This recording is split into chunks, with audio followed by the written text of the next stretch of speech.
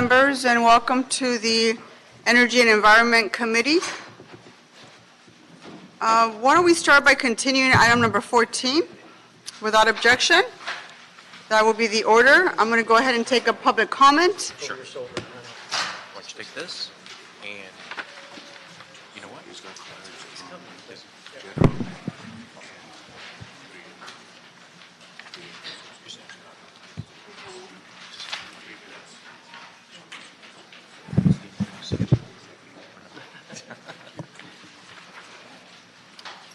So let's go ahead and take up public comment and general public comment together. If I can please have Dr. Tom Williams, are you here? Graciela Gayer? Russell Green? Russell Green, are you here? Yes. Maro Kakusian, sorry about that. So all of you have filled out cards, so I'm going to go ahead and give you 2 minutes. That's including the general public comment. Okay. Mr. Williams, do you want to go first? Go ahead, Yep. sir. Dr. Tom Williams, Environmental Justice Committee of the Sierra Club Angeles Chapter. We're quite concerned within the city of Los Angeles regarding all the projects that are going on as they apply to environmental justice, because the city of LA, unlike the county, unlike the Port of LA and the state of California, has to have environmental justice as a consideration within the environmental impact report process and in accordance with CEQA. So we're quite concerned about a lot of the projects today have implications in the service areas. Therefore, we're quite concerned as to how the city provides services to the different neighborhoods based upon the service area of the public works. So we'd like to see the city initiate a process to include environmental justice considerations within all environmental impact reports and the mitigated negative declarations as a separate section, most likely with the cumulative effects or at the end of the overall. But specifically for this committee, it would relate to the provision of services. Are they equitably provided throughout the city and to those areas where they currently are woefully inadequate? Thank you. Good afternoon. My name is Graciela Gayer. I'm speaking on behalf of the Sierra Club My Generation campaign for an equitable transition to clean energy, and I'm here in support of item 13. The My Generation campaign is rooted in our vision that all Californians have a right to the benefits of clean energy and a right to clean air. We believe that our future is bright if we take this opportunity to leverage this transition to a clean energy economy and begin to reduce the great income and wealth inequality in our city as we do it. In Los Angeles, low-income families pay the largest share of their income on power and currently do not have access to clean energy and the savings it brings. Environmental justice communities are not just more vulnerable to the impacts of climate change, like heat waves, but are also, in increasing smog, but are also paying for our extractive economy with their lives, their health, and their healthcare costs today. We are here to support this committee with the environmental and labor champions on it to lead this effort to make sure that we continue to build on the successes of this administration and this council and continue that forward. Thank you very much. Mr. Russell? Thank you, Madam Chair, for allowing this discussion today. And thank you to Councilmember Koretz and Blumenfield for your vision and leadership in addressing the existential crisis of our lifetimes through your introduction of the measure. I would like to make brief comments in supporting the approval of moving the clause of the motion forward from both the perspective of a climate activist and from the perspective of a business executive. I was appointed and served as a member of the Democratic Party Platform Committee representing Senator Sanders in Orlando last July, or July of 2016. And there I was able to pass multiple climate amendments one in particular that still stands as the position of the Democratic Party today, and I'd like to call your attention to that. That amendment declares that, in fact, we are in a climate emergency, and it further declares that the United States must lead a global effort to address this emergency on a scale not seen since World War II. And finally, it calls on President Clinton to hold a summit within her administration's first 100 days to bring together the world's greatest minds to develop a plan to mobilize. Clearly, we don't have a President Clinton, and in fact, we have an era of climate denialism. So we have focused our attention, thank you once again to the leadership of Councilmember Koretz, into shaping that vision at a city level. A climate emergency mobilization department declares loudly and boldly that we recognize the risk and that we will respond at the level of our greatest potential. Secondly, I'd like to speak as an executive.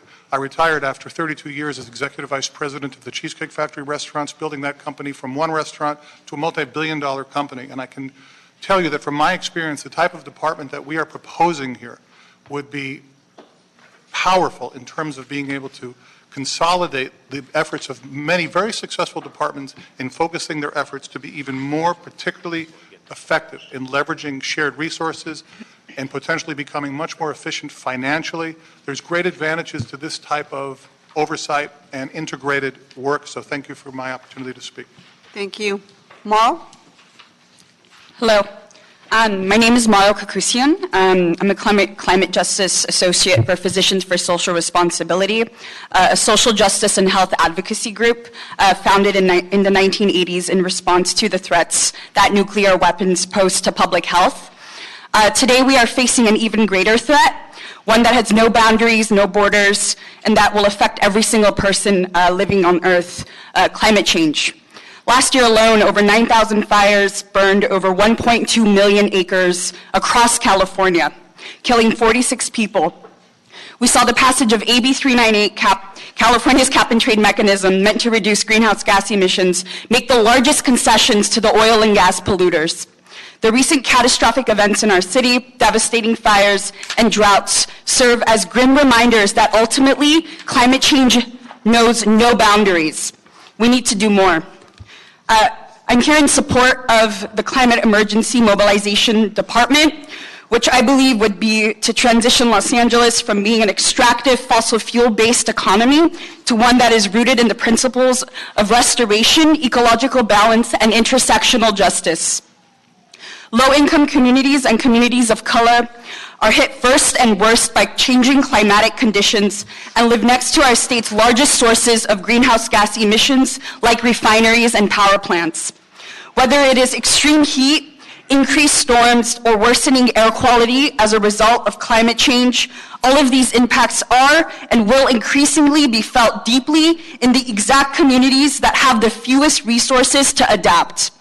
The first benefits of a clean energy economy must prioritize the health, wellness, and self-determination of frontline communities, including economic and job development and retraining and job placement in positions of equal pay.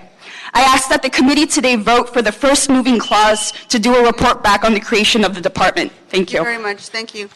I'm going to call the next three speakers. This includes whatever items you signed up for, and it also includes general public comment. Adwell Agubanjo, is that correct? Sorry if I mispronounced your name. Thank you. Rob Kwan. Amardeep Gill. Anyone else sign up for any cards? Because this is all the speakers I have, and I'm going to close public comment after these three individuals. Did you fill out a card? You're not on here. Hold on for Herman. Stop. Okay, so we're going to fix the system, but I see you, and of course, Mr. Herman. Do you want to go first, sir? Yes. Go ahead. Yes, good afternoon. My name is Adewale Ogunbadijo. I'm the Workforce Development Manager for Grid Alternatives Greater Los Angeles. We appreciate the accomplishment of this administration and the city's leadership in their climate resiliency efforts and support continued efforts to ensure that this work continues past the administration.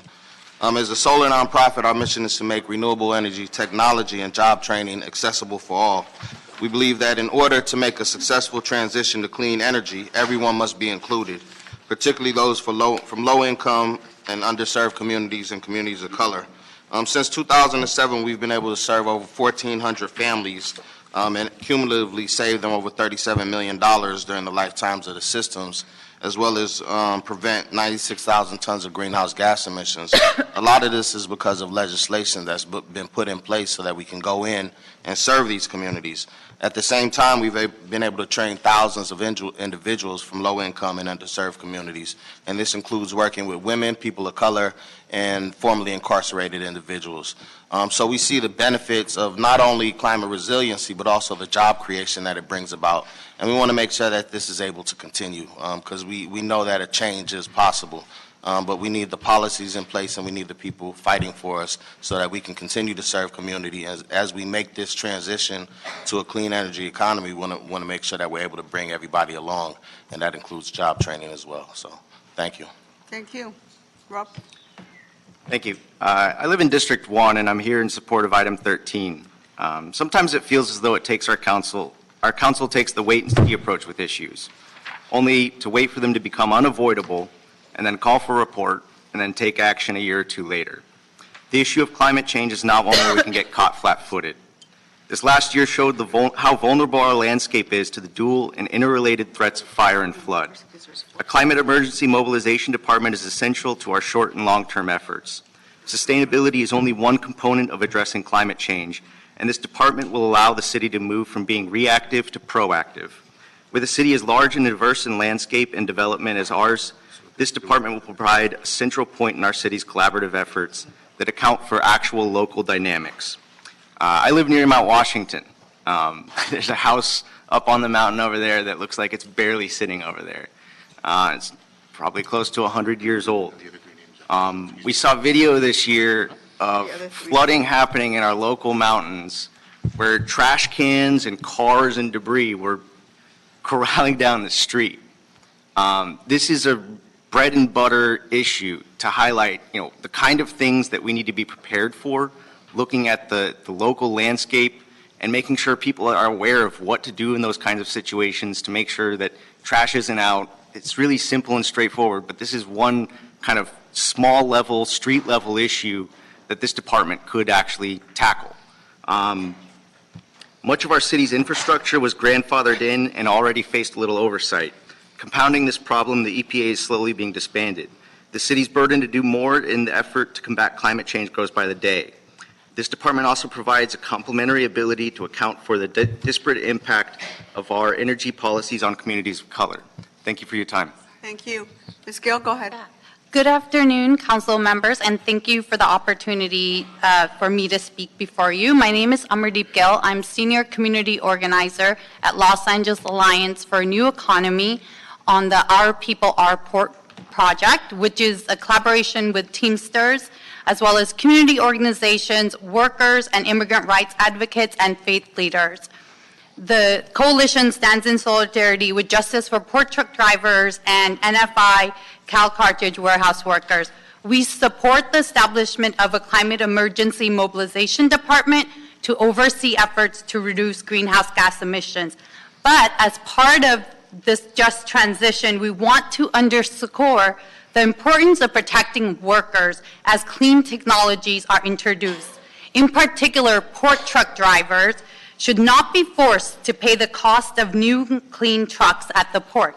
Lane worked hard together with the city and our environmental and labor partners, including the Teamsters, to create the previous Clean Trucks program. Unfortunately, after the trucking industry weakened the policy through legal challenges, drivers were forced to pay the cost of the new clean trucks. The abuse was well documented. The USA Today recently ran an investigative series on the aftermath, describing the situation of the drivers at the LA port, modern-day indentured servitude. The series was just announced this week as a Pulitzer finalist. We urge the committee to ensure that drivers are not further forced into indentured servitude as part of our sustainability efforts. We also urge that drivers' voices be included in the stakeholder process moving forward. Thank you, Councilmember Koretz. Thank you for the rest of the committee taking leadership on climate change issues, as well as your ongoing support of port truck drivers. Thank you. Thank you. I'm going to call the next three speakers. Adina Tesler, I know I saw you back there. Armando Flores. Diana Yadoyan. Diana I'm sorry, I'm butchering your last name. Yedoyan. Are you here, Diana? Nice to see you.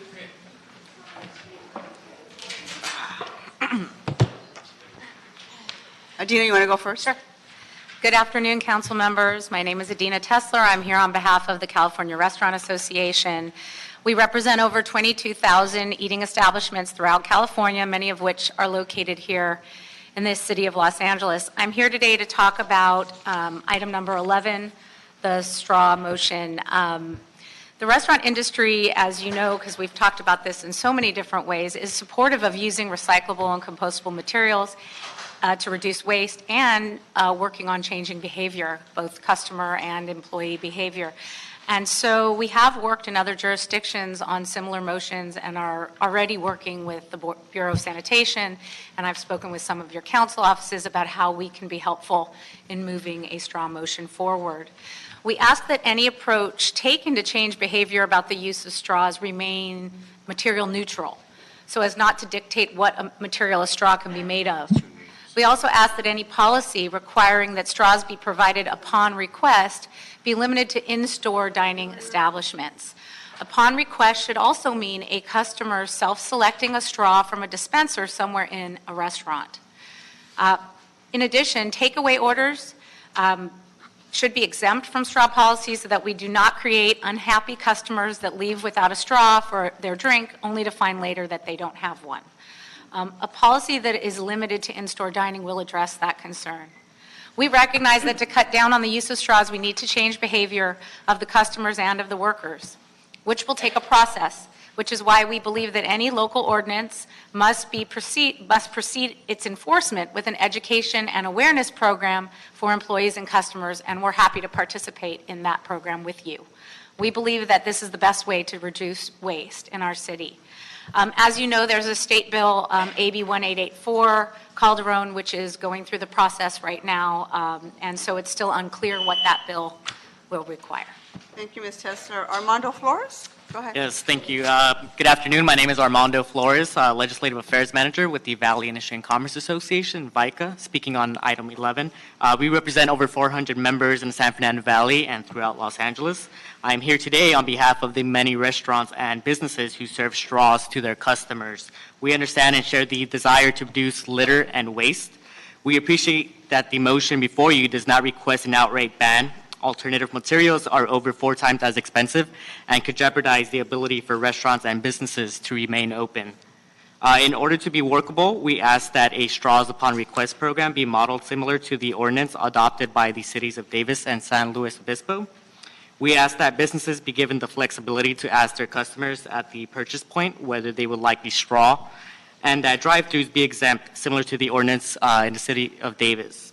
We also request a phase-in period prior to enforcement, similar to the ordinances adopted by the cities of Seattle and Washington. Finally, we request that restaurants have the option of having straws available in their lobbies for self-serve. Thank you for your consideration. Thank you. Ms. Yedoyan? Hi, Welcome. Diana Yedoyan with the LA Chamber of Commerce. I want to echo what these two have said. I don't want to repeat everything, but we represent a lot of small businesses and many businesses, thousands across LA County who do serve straws to their customers. We just ask that you look at best practices in other cities, similar cities that have passed similar legislation to just address some of the concerns of the business community and help that guide the decision and create this balance between protecting the environment but also protecting small businesses in the city of Los Angeles. Thank you. Thank you very much. I'm going to call 2 more speakers. Andrew Laskin and Beth Schaefer. Are you here? Beth Schaefer. Hi, welcome. You want to go ahead, Mr. Laskin? Hi, my name is Andrew Laskin. I'm co-director for Citizens for Los Angeles Wildlife, here today to talk about item 12. We are a nonprofit advocacy organization concerned with the well-being of wildlife and open space habitat in the city of Los Angeles and beyond, representing a citizenry of more than 3,000 supporters. We work to protect wildlife and their habitats in perpetuity through restoration and preservation of species and habitat connectivity.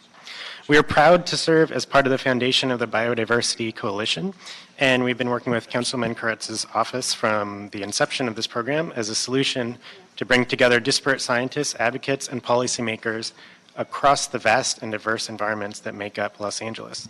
This program is a way to share and exchange research and pull information into practical applications that aid in the education of the public, provide tools to measure existing policies, and allow for a holistic look at environmental impacts. We are extraordinarily excited about the new report and to see this coming to fruition.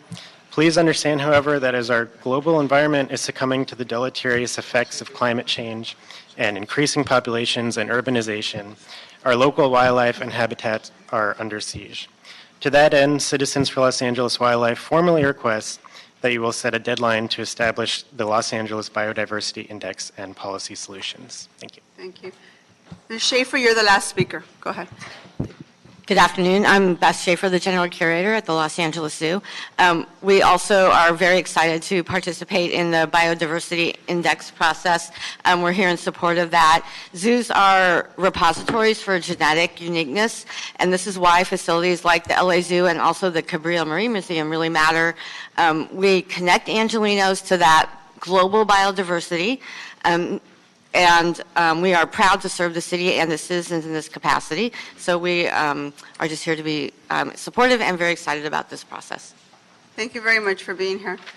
So members, that concludes public comment on all items, including general public comment. So I'm going to go ahead and close that. If we can go ahead and approve items 1 through 10. Are there any objections? Seeing none, that will be the order. I just want to note, Mr. City Clerk, that I want to affirm that on item number 3, I should say, affirm that the council is in receipt of the presentation submitted by the mayor on April 18th, attached to the council file. Okay? Thank you. Let's go ahead and take up item number 11. Certainly, ma'am. Please read that into the record. So, item number 11. If you're exiting the room, can you please do it as quietly as possible? We started late, so we got to move the meeting quickly because there's another scheduled meeting at 3 o'clock. Thank you. Motion O'Farrell Martinez Bonin relative to the feasibility of implementing a straws on request ordinance and related matters. I'm sorry, there's too much ruckus going on. Can you read that again? Okay. Motion O'Farrell Martinez Bonin relative to the feasibility of implementing a straws on request ordinance and related matters. You have staff from the Bureau of Sanitation. Okay, welcome. Mr. Hilu's not with us this afternoon? I thought he was making the presentation. I'll be making the presentation. Karen Coca with the Bureau of Sanitation. Good afternoon. I'm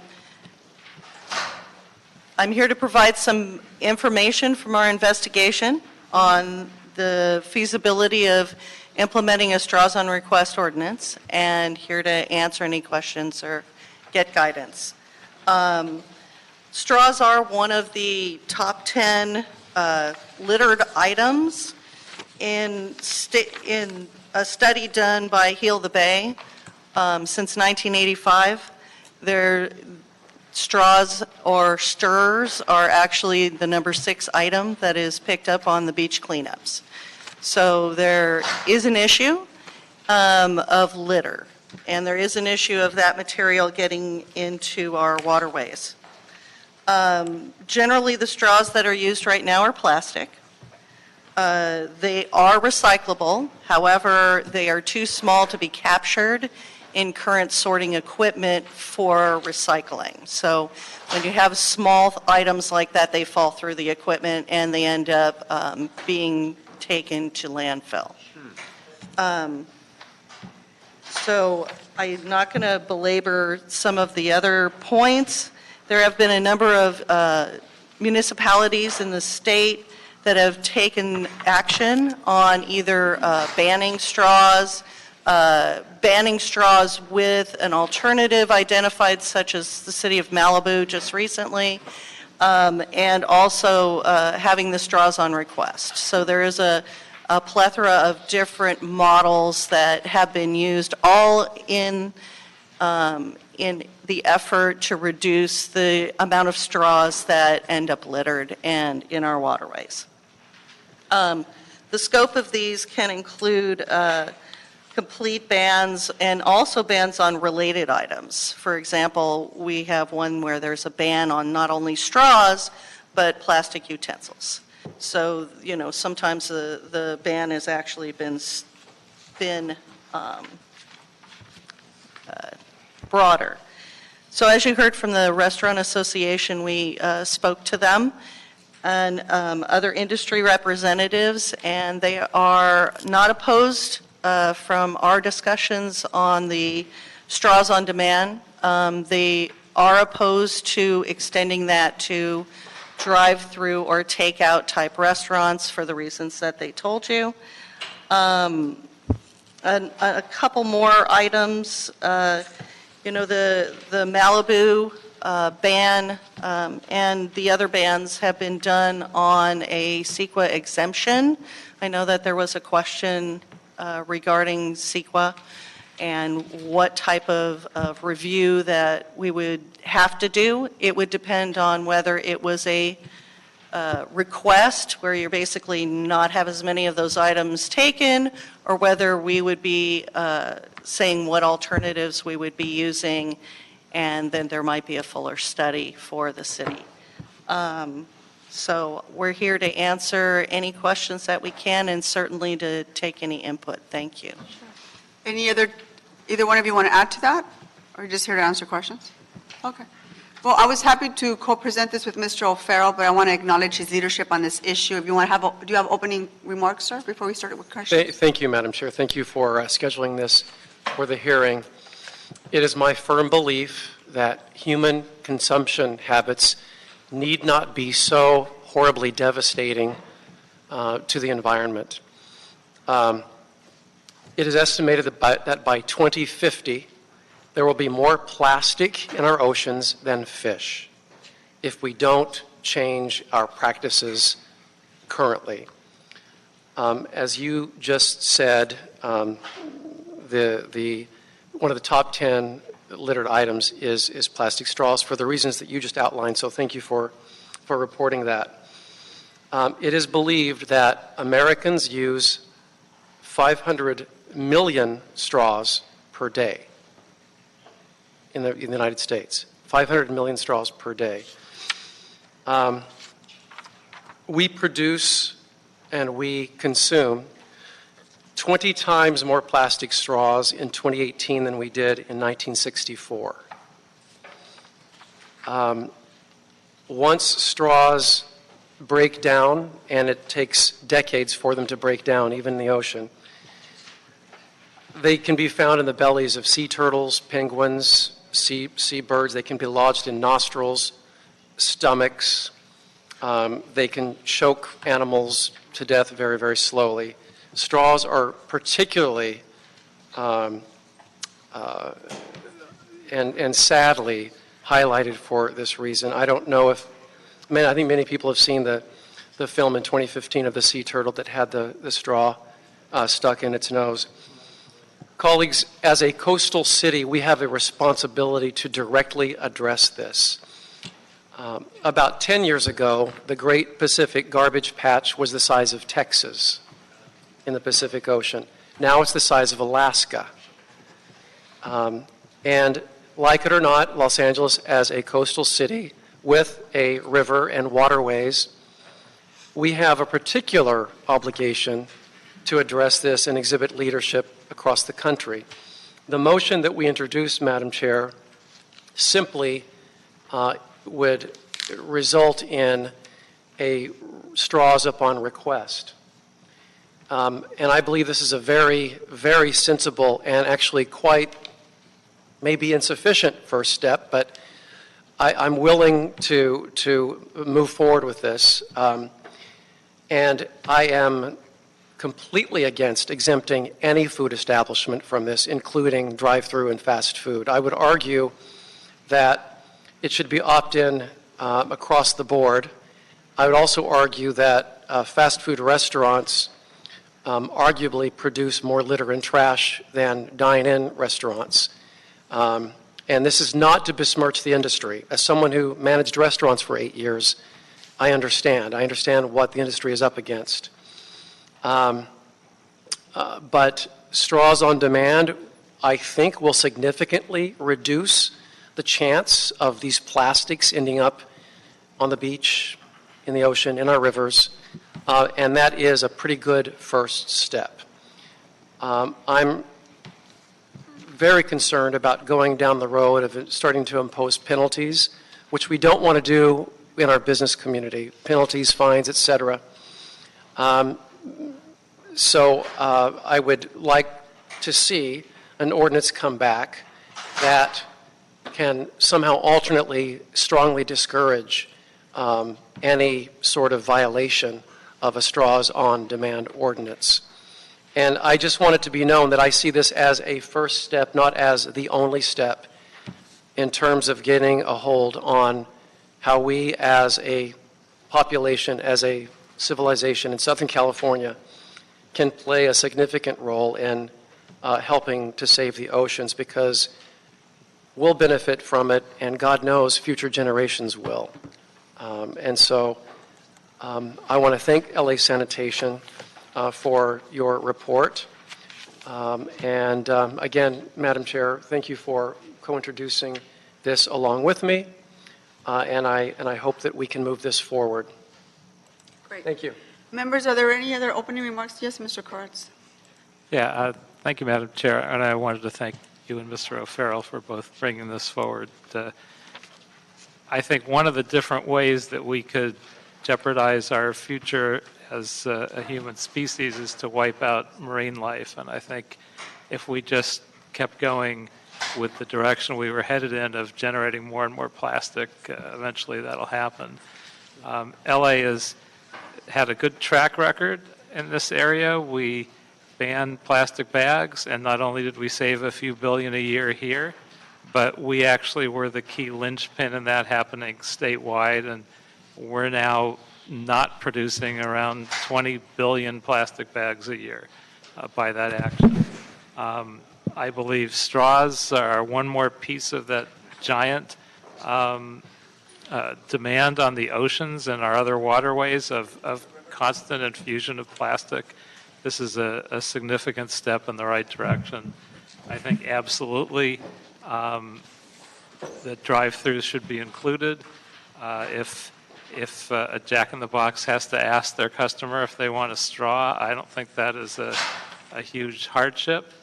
I wonder if we should even look at something that might be more aggressive, such as charging some sort of modest amount, like a nickel for a straw at restaurant establishments that provide those. So perhaps we could look at that as part of this whole package. But I think this is a great next step, and I thank you for bringing it forward. Pleasure. Anything else? Mr. Krikorian? Thank you, Madam Chair. And Mr. O'Farrell, I just want to add anecdotally that last weekend, Madam Chair, I was in your district for the Great River cleanup. And my staff and I observed anecdotally in doing that straws were a major part of what we were cleaning out of the LA River. And in fact, even to the point that one of my staff members suggested that we consider a plastic straw ban in the city of Los Angeles, Mr. O'Farrell. So you beat us to the punch, and I applaud you for this. You know, one of the reasons that there's so many more plastic straws now, that the statistic you cited that in 1964 is that in 1964 we used paper straws and somehow managed to survive. So I think that exploring alternative materials for straws, as your motion suggests, is an important part of this. I also agree that in-house dining is an infinitesimal contributor to litter on the streets. People, straws that are used in restaurants typically do not find their way into our waterways. The straws that find their way into our waterways are the ones that are thrown out of car windows or tossed into a trash can after somebody's done eating and then are blown out. Drive-throughs are virtually the entirety of this problem. So to have at least that's my observation. I suppose the Bureau can develop some more data on that, but I think an outright exclusion of drive-throughs in this kind of a policy would almost entirely subvert the success of this policy. So I'd be very reluctant to do that as well. I do think that there may be other options. You know, I mean, it's not that hard for the person at the window to simply ask the customer if they need a straw.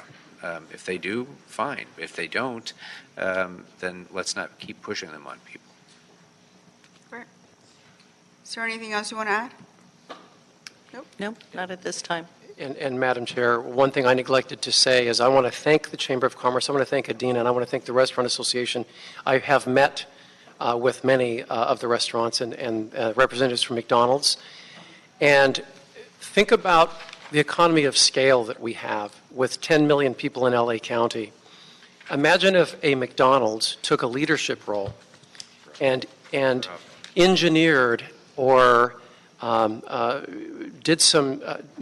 a groundbreaking decision as a company, and they have the power of scale to do business with a manufacturer that will make straws that are made out of paper, that biodegrade, unlike plastic straws. Imagine the power that that could signal to the industry. I would love to see industry move in that direction. You know, when you have a population of 10 million in the county, and then you include all of Southern California, if everyone gets in the game, and we want to support our environment with products that don't make our environment deteriorate, then we're really, really making a huge difference across the board to stop this more plastic than fish by 2050 tragedy that's before us. So I would love to lay that challenge out there for the fast food industry to be leaders and champions in this as we move forward with our by request only straws. Mr. Krikourian? Thank you, Madam Chair. And I'm sorry, just one other question that struck my mind when I heard the presentation from the Bureau.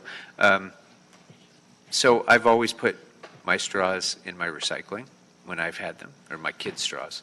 And I'm surprised to learn that because of their size, they are effectively non-recyclable despite the recyclability of the underlying material. How big does something have to be before it doesn't fall through the machinery and can effectively be recycled? And by the way, is this true in our own sorting facilities, in MRFs, in both? Yes, thanks for the question, and I'm sorry to, have to talk about it. Generally, there are screens that separate material by size.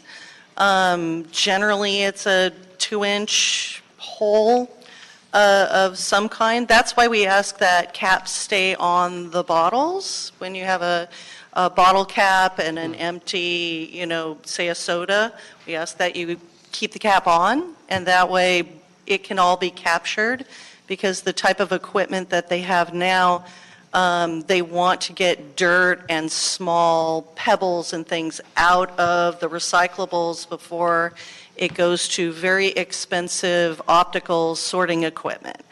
Unfortunately, straws are one of those products that, because of the size, because they're small, they're not recognized by that equipment. That equipment is, which can cost $1 million and up for that piece of equipment, can actually recognize products by what they're made out of. They're awesome, but unfortunately they can't recognize things that are that small at this time. So, but we still encourage people to put plastics in the blue bin, because technology is getting better, and we want to be able to actually grab all of the materials of a certain material type and recycle them at some point.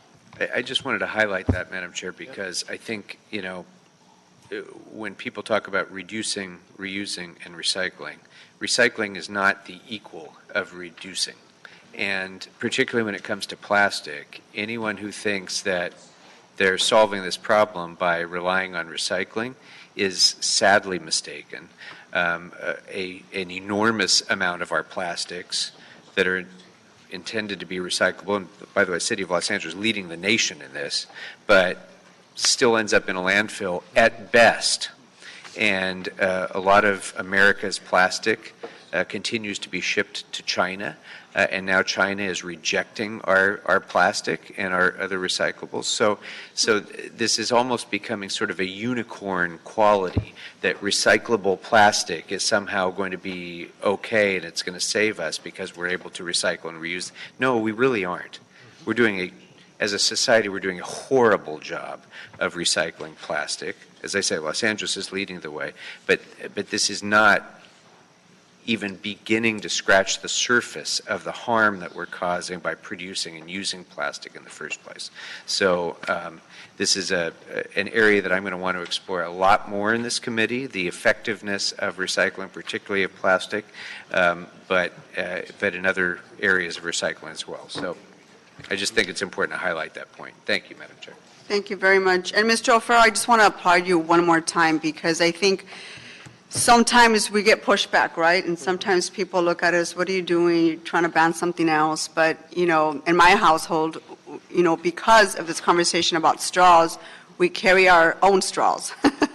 It's incredible when you actually look into what things are made of and how much we've evolved, the kinds of reusable stuff that we find out there. And so we do have reusable straws that we carry, and so that's not that bad. But for me, ultimately, it has to do with the amount of garbage that ends up in my community, and that, for me, is important. I have to continue to say that over and over again in this community. It just isn't fair for the majority of the city's trash to end up in communities that look like mine. And so anything I can ever do to deter that, or to find other ways to recycle and find products that don't contaminate our environment, but most importantly, don't end up in the landfills, like the ones in my district. That's what I would try to do. So I applaud you for your leadership, sir. Let's go ahead and move this. There's no other questions on this? Okay. Seeing none, I'm going to go ahead and move that we adopt this motion. Are there any objections? Okay, that will be the order. Thank you very much for being here. Thank you. Let's go move on to hold on for just item 12. Can you Sure. go ahead and read that into the record? Certainly, Madam Chair. Item 12, Bureau of Sanitation report relative to strategies to protect and improve biodiversity in the city. We have a staff report from the Bureau of Sanitation. Hi, sir. Welcome to your first committee meeting. Oh, thank you. Good afternoon. My I name wish is I had Master something more Jerry. exciting for you to celebrate your first meeting, but hey. You have a presentation, and there is members. Are you going to run through the presentation now? Uh-huh. Is this what you're referring to? The book? Yes. Okay. Why don't we go ahead and I will after your presentation, if we just keep the room quiet, please. After your presentation, sir, I'm going to have Mr. Corretz give some opening remarks, because he is a champion of this issue, and I want to give you the adequate time to be able to talk about this, okay? All right. Go ahead. Okay. Again, my name is Master Jerry, and I'm Assistant Director for LA Sanitation, and I'm here to give a presentation on our biodiversity project and report. And I think it's a very appropriate committee to be presenting, because it concerns the environment, it concerns climate change, and it has a very important and pretty huge, actually, environmental justice component to it.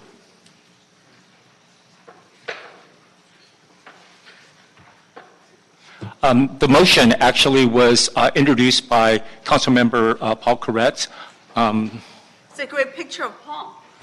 You want to say it again? Say it one more time. Why not? You probably don't need to see it, because you could just turn to your left. The council motion asks us to protect and enhance biodiversity, increase park and open space access, especially in park poor areas. This is the huge environmental justice component that we feel is going to enter into it. And enhance ecosystem functioning and services. I'll describe that in a minute, what exactly that means. And then restore, create, and strengthen linkages between habitats. This kind of incorporates the wildlife corridor ordinance. and then engage in outreach to the community to let people know how important biodiversity is. There was a recent feature article in MSNBC that described what biodiversity is and how important it is. They actually stated in there that it is an issue that is actually more important than climate change. That's how important it is, because the air we breathe, the water we drink, and the food we eat all are directly related to biodiversity. It's a huge issue. The approach that the LA San Biodiversity team took was divided actually into 3 phases. Phase 1 is to take a look at the motion, make sure that we're covering all the bases of the motion, and then go ahead and get a team of experts together to actually calculate or measure the Singapore Index. Why the Singapore Index? Because that's the first country that developed this city index for biodiversity.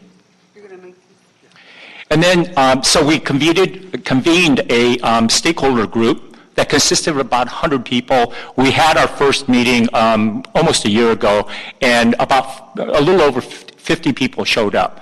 Then we, from that group, we solicited applications for an expert council. These are people from academia, from environmental NGOs, the LA County Museum of Natural History, et cetera, et cetera. And then we also convened an interdepartmental biodiversity team as the council motion required.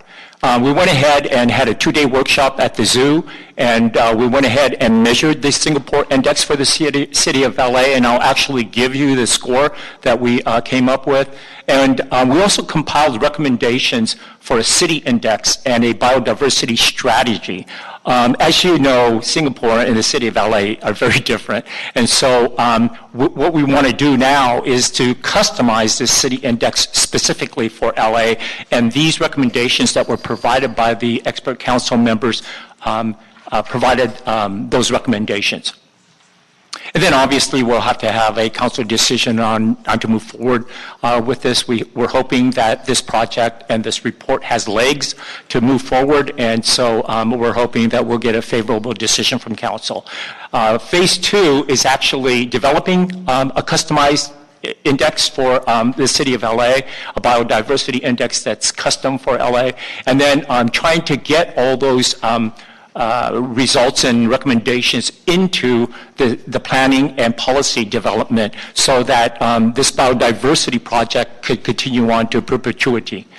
And then to ensure that those recommendations are included in such things as the mayor's sustainability plan and Resilient LA. And then part 3 will be implementation, and you'll see the timeline that it's a multi-year project. The biodiversity teams that we formed, first off, I put together a LA San internal biodiversity team. Only consisted of about 5 people and a consultant.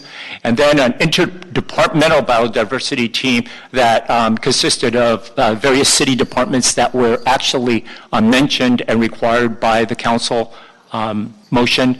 And then a biodiversity stakeholder team that included all those various agencies or representatives from the agencies, and then a biodiversity expert council, people that could actually provide valuable data for the biodiversity index and that were passionate, that spent pretty much their entire career working on biodiversity, ecosystems conservation, et cetera. And so those are the people that we wanted on this expert council, and they're consisted of about 26 people. This is a list of the interdepartmental team. I won't go through it. My understanding is we're running short on time, so you can just take a look. It's the same agencies or departments that are listed on the motion. So what is biodiversity? In an urban environment, it is essentially consists of all the plants, animals, various organisms, along with the ecosystems that help maintain the balance of nature and sustain cities. We were asked to have a booth at the P22, the Mountain Lion event, and so we created a flyer. I know you can't read this, but it describes what biodiversity is, the types of biodiversity, like genetic biodiversity, species biodiversity, as well as ecosystem biodiversity. And then some of the biodiversity benefits, the ecosystem benefits like clean air, clean water, combating the heat island effect by having a lot of trees planted in the urban environment, et cetera. And I'll go through that in a minute. And then some of the kind of a vision of what we could do to help increase biodiversity by taking structures, green structures, multi-benefit green structures of the Watershed Protection Division and Bureau of Engineering, and then putting a biodiversity overlay. The money will be slated for these infrastructure improvements, these green infrastructure improvements, and all we have to do is help direct how to develop those green infrastructures, and perhaps it won't cost us as much money, or there won't be any extra outlay in funding, and we can still have this biodiversity overlay. I'm sorry. So we went ahead and we. Can you hold on until Mr. Herman exits the room? Stop interrupting the meeting. Goodbye. I'm leaving, but you didn't call my card. You know you didn't fill out a card. I filled out multiple Goodbye, cards. Mr. Herman. Lovely. Just lovely. Get out. Sorry about that. That's okay. Continue. What we do around here, yeah. We went ahead and published the 2018 biodiversity report. I just want to show you the list of various indicators that are included in the Singapore Index.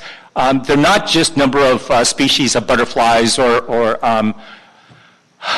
birds or plants, whatever, but it has a lot of indicators that are socio-economic. How much money of the city's budget is actually devoted to biodiversity? The curricula of elementary schools and intermediate schools and high schools, do they have a biodiversity or ecosystem conservation component in the curricula, et cetera? So I won't go through the list, but we did measure the actual score of it, and it's 48. You can't read it, but it's 48. The maximum number is 72. So it's actually not bad for urban environment, but obviously we need to go ahead and increase that. So why did we use the Singapore Index in the first place if it's not really appropriate for the city? Well, first of all, it provided a starting point so that the LA Sand team could understand and discuss biodiversity, but the other departments and other stakeholders could discuss biodiversity. So it was a really good beginning point. And it's useful in raising awareness and mobilizing citizens so that we have more of a public outreach education component to it. And the Singapore Index is a starting point for a customized city index, as I mentioned before. So the recommendations that from the council report is to instruct the Bureau of Sanitation to continue to lead this work, to report back annually on the progress, to instruct the interdepartmental biodiversity team led by LA Sand to develop a work plan, and then identify sources of funding, because it's going to cost money to continue this. The next steps moving forward in kind of the near term and maybe midterm is improve on our understanding of biodiversity in Los Angeles. We need to get a better handle about the geographic distribution of all these species and have a list of new indicator species. Develop a shared vision. Where are we going to go with this, and why do we want to go there? And then identify projects in progress that may serve as testing grounds for strategy and index development. And the Bureau of Engineering will help us on this, as well as planning. They have some ideas on some of the infrastructures that we can already put the biodiversity overlay on. And then develop the LA Index, as I mentioned. Consider developing a decision support tool to provide guidance on implementation and monitor the progress of our program, and then develop biodiversity best management practices and evaluate the feasibility of requiring a biodiversity impact statement, kind of like a financial statement, but it would be for biodiversity. That is to optimize environmental, economic, and social benefits, and then develop a work plan to move forward. So that completes it. I kind of rushed through it. I apologize, but Ackley told me I had to rush it. Any questions? Oh, that Ackley is such a stickler for the rules. I didn't mean to throw you under the bus. It's okay. I do that every day. I love him. Respect him for for that. We respect Mr. Ackley Padilla. No, but the reason we were is because we're cognizant of the fact that there's another committee meeting at 3 o'clock and we started half an hour Yeah. late. So I appreciate, thank you very much. Mr. Koretz, I wanted to allow you the time, since you're the maker of this motion, to say a few words before we ask any questions or give direction to the department. Go ahead. Okay, just very briefly, I want to thank you, Madam Chair, for hearing this item today. This report has taken months and months of work by staff, by our expert biodiversity panel, and most of all by sanitation. And thank you, Moss, for what you've done. Isaac Brown, our ecological expert, the whole sanitation team has done tremendous work, so we thank you. And also several other city departments. I know the zoo and BOE are here today. There may be others, but I know we got a lot of cooperation from all over. And this issue is one that seems to have unified the scientists in the city in a great way that we didn't necessarily expect. UCLA is just one example, has 9 faculty members, staff, and grad students all helping the city on this critical issue. I mean, there are elements that are hugely significant that are as simple as the fact that if we can't identify the species in Los Angeles, we don't know which ones are endangered and how to save them. And I know we did a project where we looked at the most inhospitable spot in Los Angeles, which I think was on a 8th floor balcony in City Hall. And they found something like 10 species of micro wasps that had never been identified before.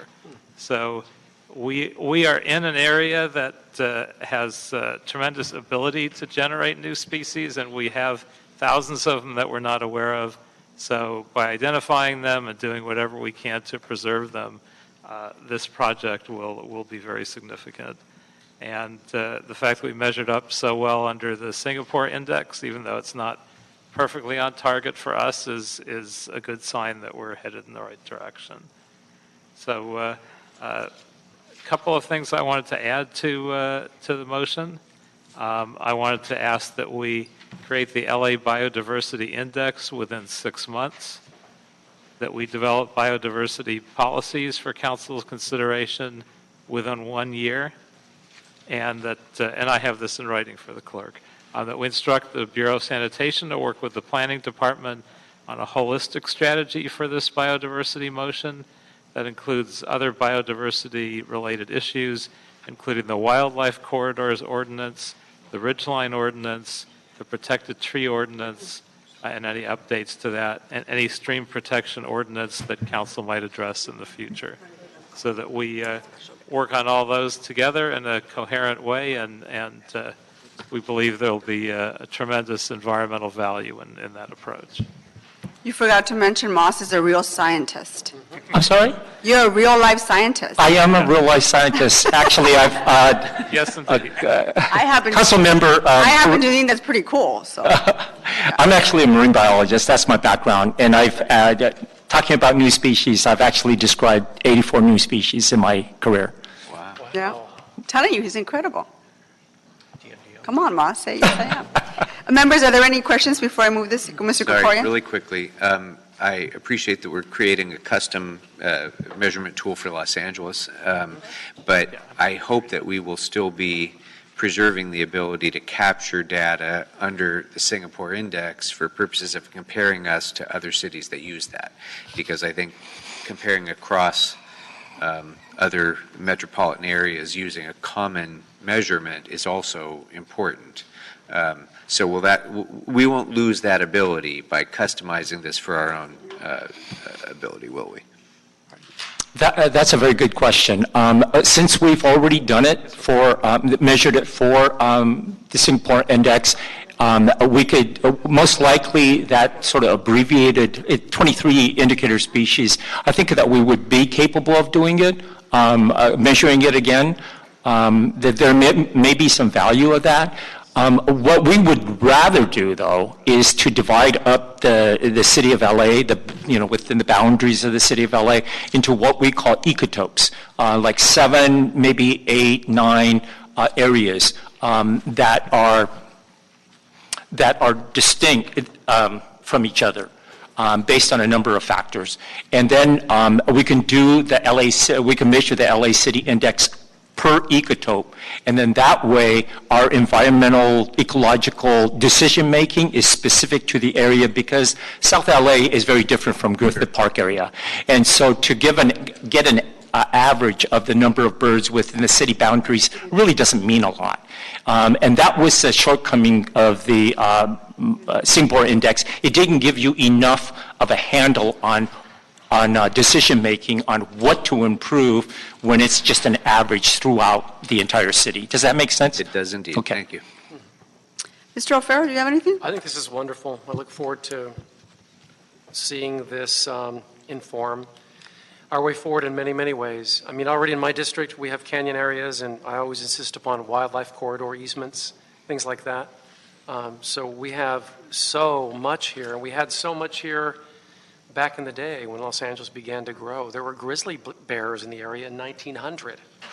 I mean, it's kind of an amazing Los Angeles. This area was an amazing wildlife habitat back in the day, and we have some of that left, and we need to preserve it.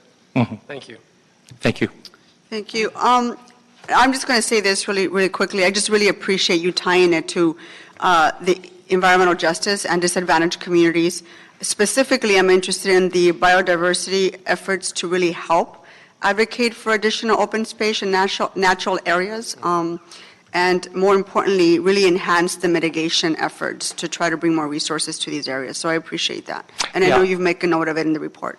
Yeah, our focus really is creating more parks and open spaces, natural parks, so that there is that biodiversity overlay, and we can increase the biodiversity in those areas. But there's a number of articles, scientific articles, that have indicated that when I talk about ecosystem services, there's mental health improvements, just the happiness and the aesthetics value of open spaces and parks.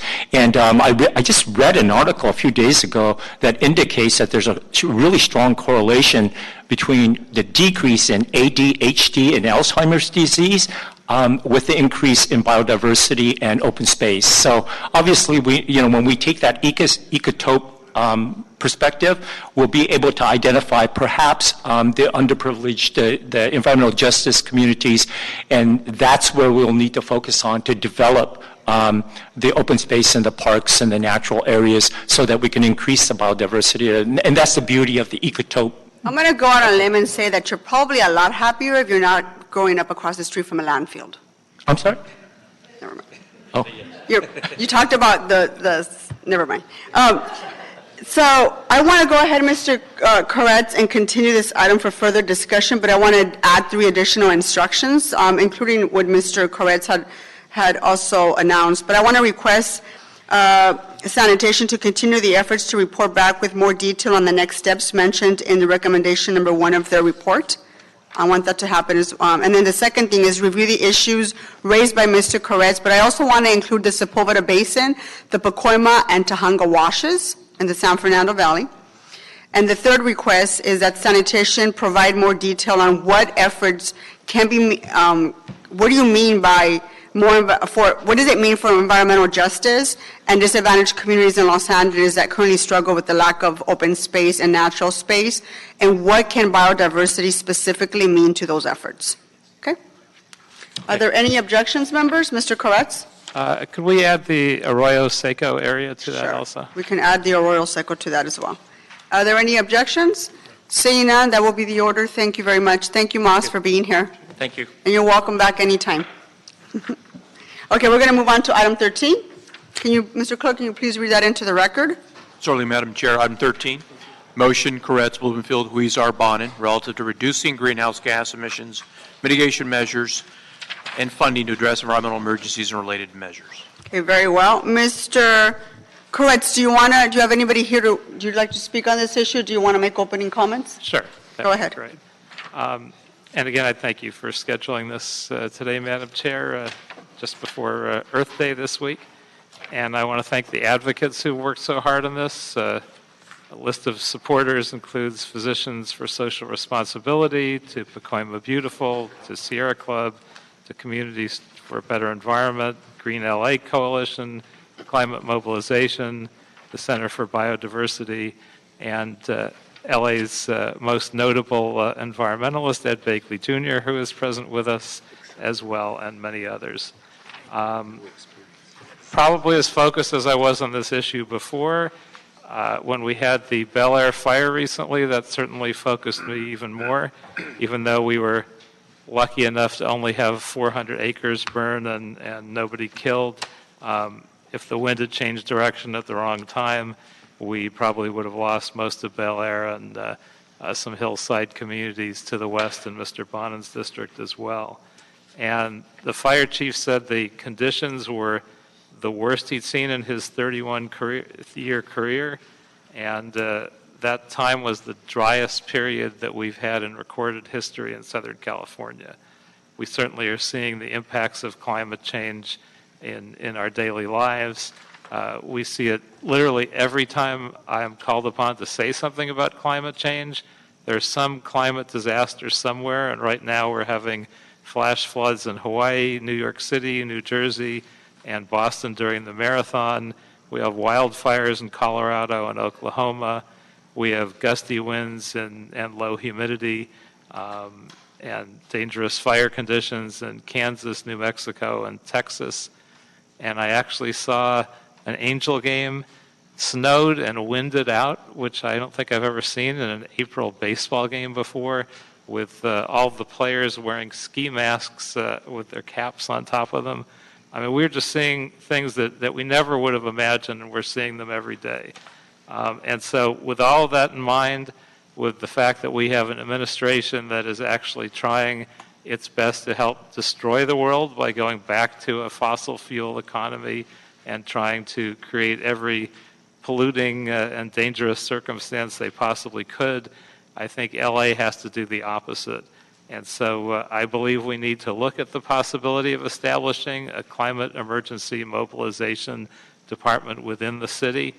I think we need to do it in a way that ensures that frontline communities and communities of color who have suffered the worst impacts of our dirty energy economy get the first benefits from a clean energy economy.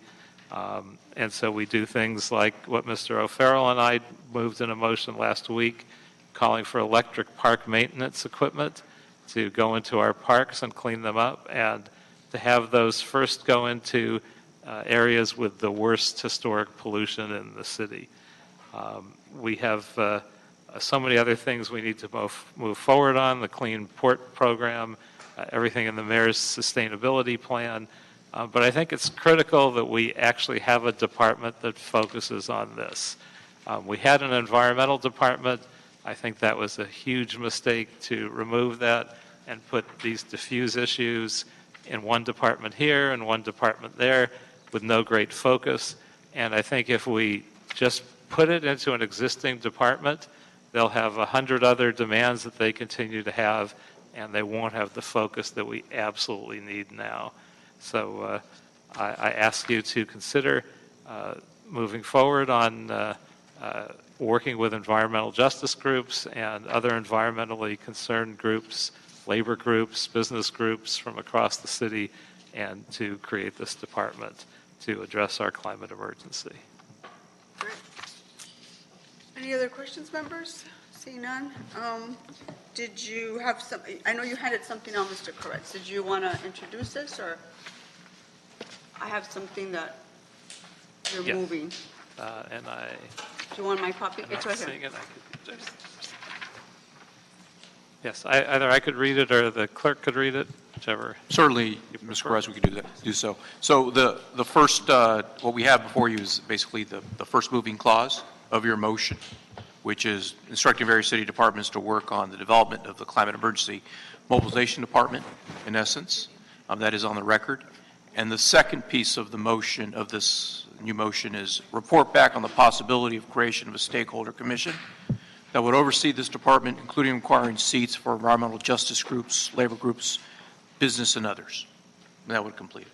And we would suggest holding other moving clauses from my motion for You just want to move with the future first ask. part? Yeah. Right? You want to move with the first part of the motion? Yes. Okay. Members, any questions? Mr. Corian? Yeah, Thank you, Madam Chair. I'm looking forward to getting this report back.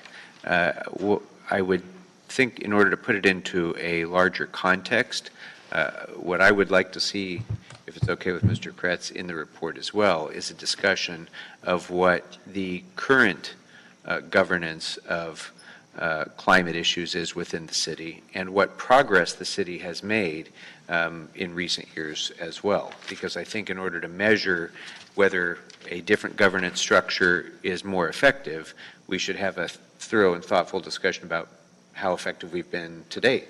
And I think the city has a lot to brag about in terms of its commitment to reducing its climate impact. And that, I think, should be part of this discussion as well. So that would be one suggestion. In the report back, I'd like to better understand how a separate department would have authority over other departments. Because right now, each department has a chief sustainability officer, and we can hold the general manager of that department accountable for sustainability questions. But if one department is devoted solely to this mission, I'm not sure how, first of all, who that department would report to. If it's an equivalent to other departments, I don't know why one general manager would need to be responsive to the direction that another general manager wants to set. So I need to understand how that would all work. And then I guess third and most important is creating a new department is a significant investment of human infrastructure and bureaucracy, which will have a dramatic budget impact. So if there is going to be a proposal for a new department, I'd like that to be referred to Budget and Finance, of course, but I think the report should indicate what kind of impacts that would have and how we could do that in a budget-neutral way by moving people from, current positions into a new department, for example. Or if we can't do it in a budget-neutral way, then we're going to need to understand what we need to cut in order to pay for the new department. Mm-hmm. Anything else? Seeing none, okay, I'm going to go ahead and move that we adopt the first instructions in the motion as moved by Mr. Koretz to include everything Mr. Kokorian just outlined as well. Are there any objections? Seeing none, that will be the order. I move to adjourn. Thank you.